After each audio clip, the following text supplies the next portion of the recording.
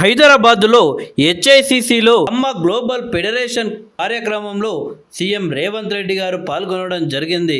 CM Revanth Reddy గారితో పాటు మంత్రులు పొంగులేటి శ్రీనివాసరెడ్డి, కోమటిరెడ్డి వెంకటరెడ్డి, అలాగే ప్రభుత్వ సలహాదారుడు వేం నరేందర్ రెడ్డి గారు పాల్గొనడం జరిగింది. ఈ యొక్క కమ్మ గ్లోబల్ సమ్మిట్లో భారతదేశంలో వివిధ రంగాలకు సంబంధించిన కమ్మ కులస్తులు సైతం పాల్గొన్నారు.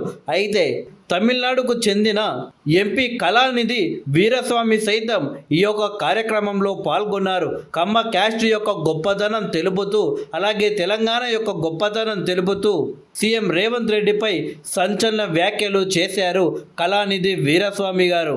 నేను రేవంత్ రెడ్డి గారు 2019లో ఎంపీలుగా చాలాసార్లు కలుసుకునే వాళ్ళము.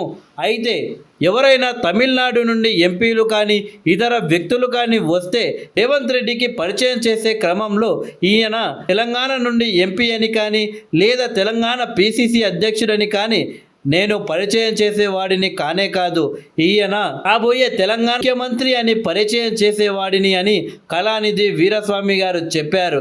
అలాగే అర్జునుడి మాదిరిగానే రేవంత్ రెడ్డి గురి ఏ మాత్రం తప్పదు అని వీరస్వామి గారు అన్నారు. మహాభారతంలో దుర్యోధనుడిని, ధర్మరాజును, అలాగే ఇతర కౌరవులను, పాండవులను గురు ద్రోణాచార్యుడు పిలిచి ఆ చెట్టుపై మీకు ఏం కనిపిస్తుంది అంటే ఒకరు పిట్టని, ఒకరు కొమ్మని, ఒక్కొక్కరు ఒక్కొక్క ఆన్సర్ చెప్పేవారు.